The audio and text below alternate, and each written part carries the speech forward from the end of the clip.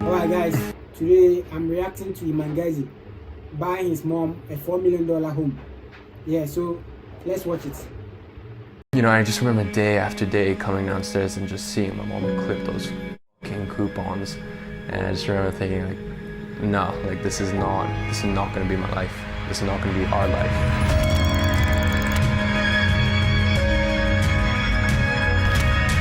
You know, if I don't take care of my family, even though it's just me and my mom, no one is.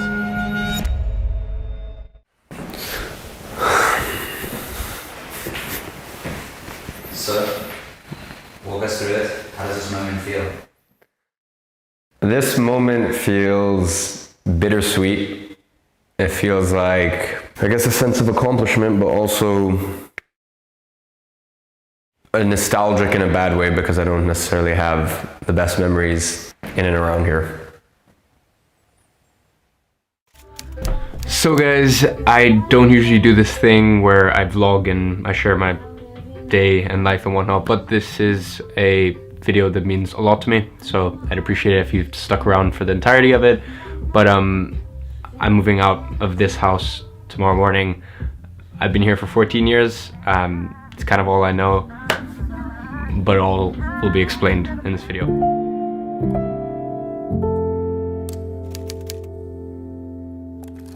After a couple years of dating, my stepdad and my mom moved to London, and we ended up living on the street in his house. Listen, back then, 20 years ago, of course, it was nice living in London, living in an expensive area, but my house was not a home. My house was not a place that I was particularly happy at. So I grew up in a house like this with, it's crazy, with no warm water, with no heating. When my stepdad found out I was starting a business, he cut off the Wi-Fi. The walls were caving in. In my room there was mold. It was a shit show. And to make things worse, my stepdad put cameras not on the outside, on the inside of the house. So I grew up as like a fucking prisoner in my own house. Like I had someone watching me 24. You know, Iman Gadzhi is very humble.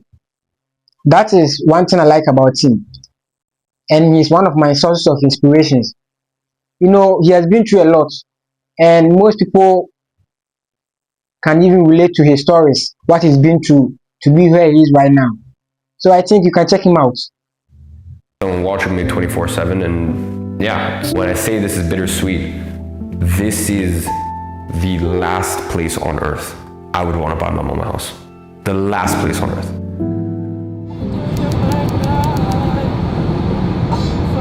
Family office manages the wealth of families, except my family is just basically me and my mom. So today I'm just making a very big purchase. IG Media. Where it all started. Look, central London residential real estate is probably one of the safest asset classes in the world. This is why the whole world goes there and buys property there. The Indians, the Arabs, the Russians, the Chinese. That duty is crazy, 15%. Bastards, yeah. Fucking hell.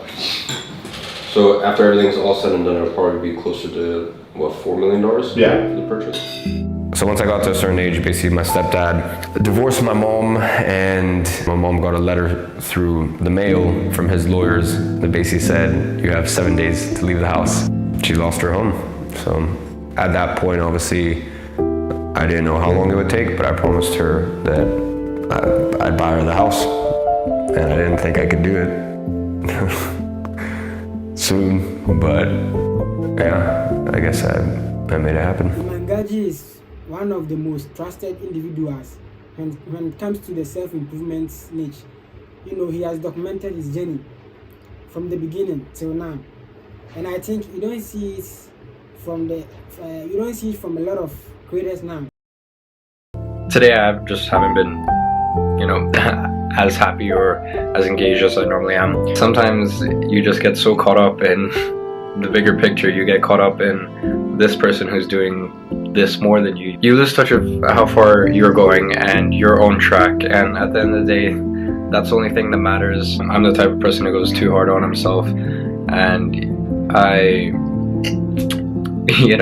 sort of discredit what I've achieved so far, which in the scope of things to me isn't that much considering the vision I have and what I want to do.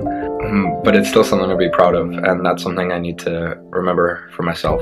So if you're in the same position, be proud of where you are and keep moving forward, but don't forget what you've already accomplished and achieved.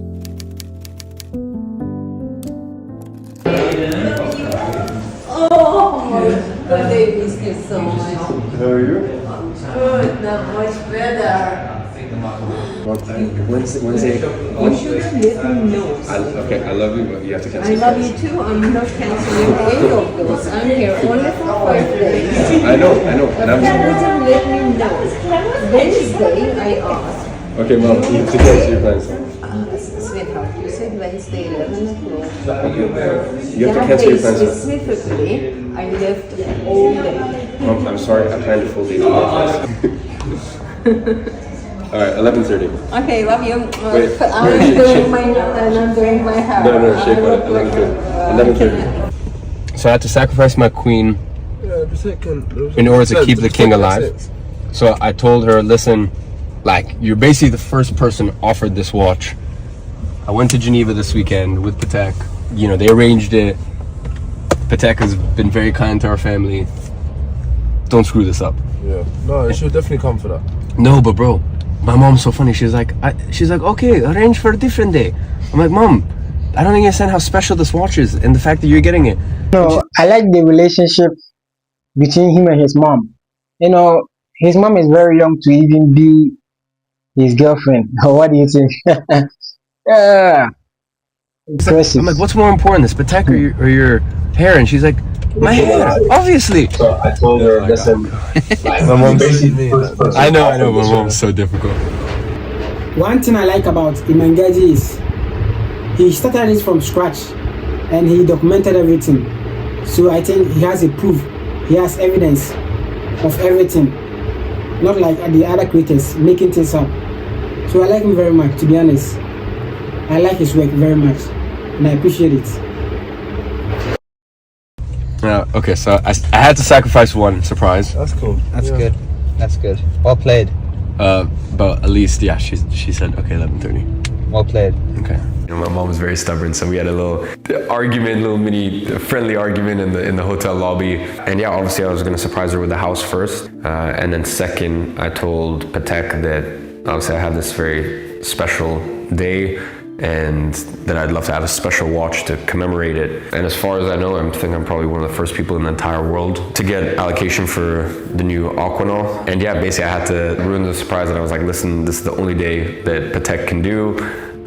Because she was like, oh, just move it to another day. I'm like, Mom. I think what every young person wants is the ability to be able to afford certain things for their parents.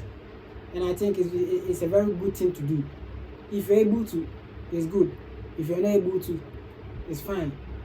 But being able to choose from doing and not doing, I will lean towards the side of doing. Yeah, because it makes you, it empowers your spirit. That is what I've noticed about that.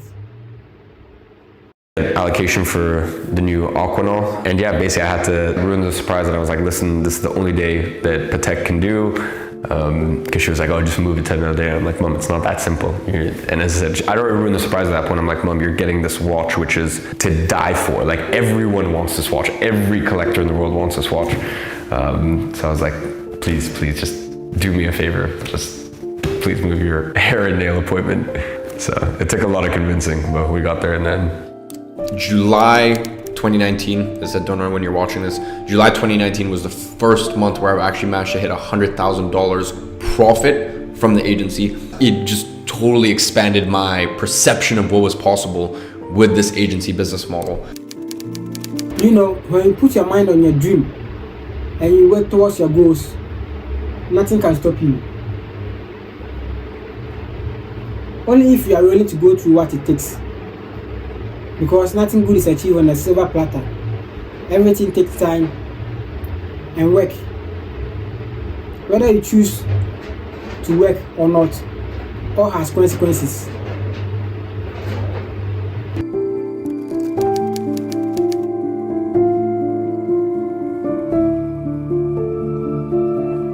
So I think she has no idea.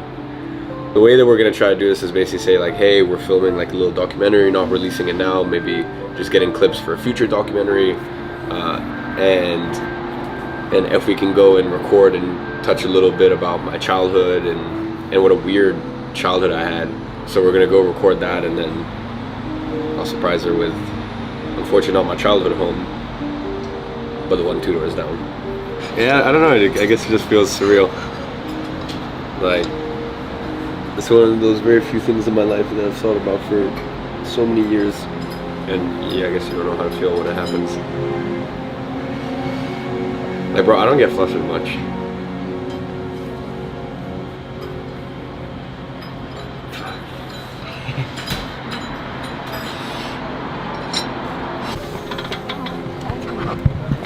Nice step. Hello. Hello. Hello. How are you? But you love Dubai. Look at that. You love Dubai. You wouldn't want to, like, living here. You wouldn't want to. One thing I've noticed is, as long as you throw shit to the wall, no matter how long it takes, something will stick. That is how life is.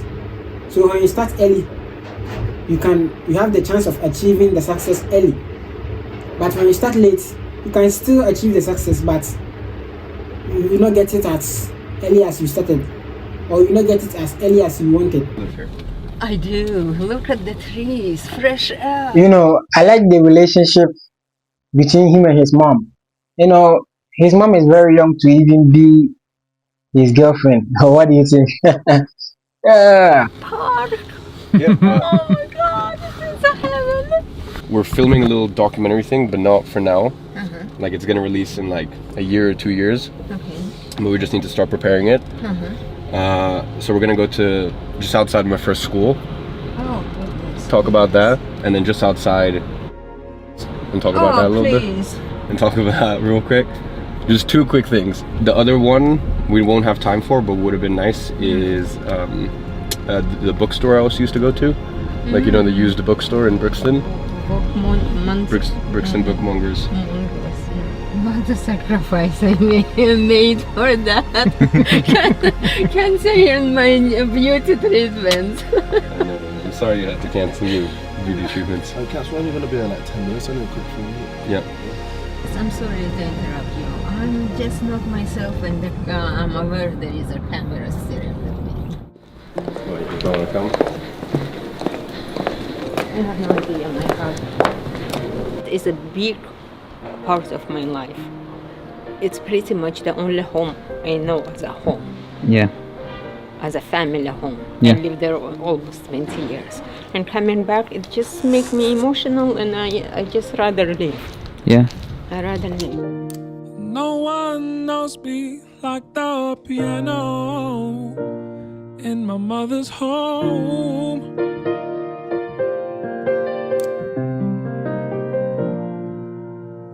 You know I left, I flew the nest, and you know I won't be alone.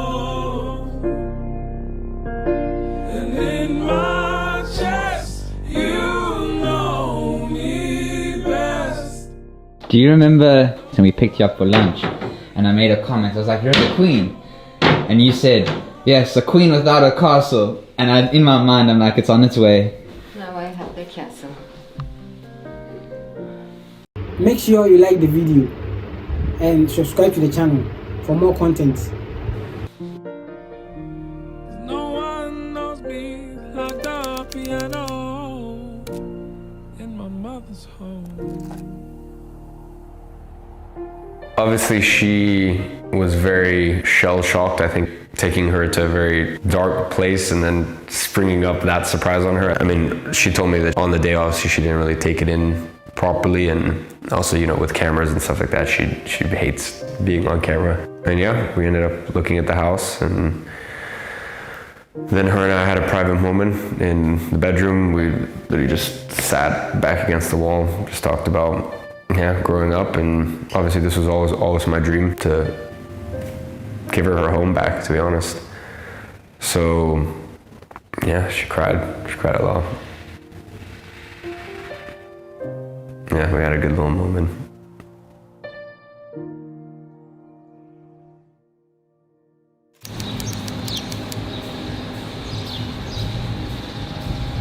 Hello. Hello. You okay? How are you? I'm amazing. Good. Are you good? Done. Yeah. Signature, That was fun. signature. You are now the No, owner no. of a Bugatti. Bugatti. You're now the owner of a four-bedroom, your first home. Okay, crazy stuff. That's fine. And my heart is on the phone.